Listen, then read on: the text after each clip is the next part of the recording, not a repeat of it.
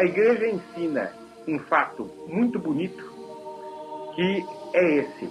Quando nosso Senhor Jesus Cristo instituiu a Eucaristia, como Ele é Deus, Ele via com antecedência todas as comunhões que haveria no mundo até o fim dos tempos. E Ele se alegrou com as comunhões bem feitas.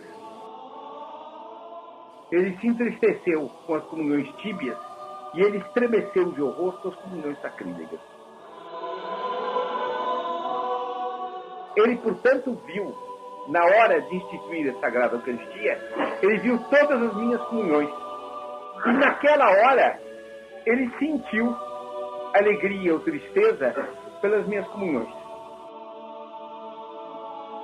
De maneira que eu, hoje, comungando bem, eu aumento a alegria de Nosso Senhor Jesus Cristo no ato já passado da instituição da Sagrada Eucaristia. E que eu, comungando mal, eu aumento a tristeza dele há 2000 anos atrás. O que nós faríamos para consolar Nosso Senhor no momento em que Ele instituiu a Eucaristia? Nós não podemos fazer agora, preparando-nos para uma boa comunhão amanhã. Uma comunhão em que nós procuremos nos lembrar da bondade dele instituindo a Eucaristia.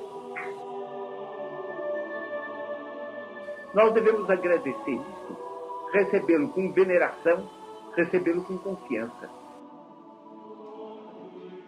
Porque ele entra em nossa casa, entra em nossa morada espiritual, como ele entrou em todas as casas da Palestina.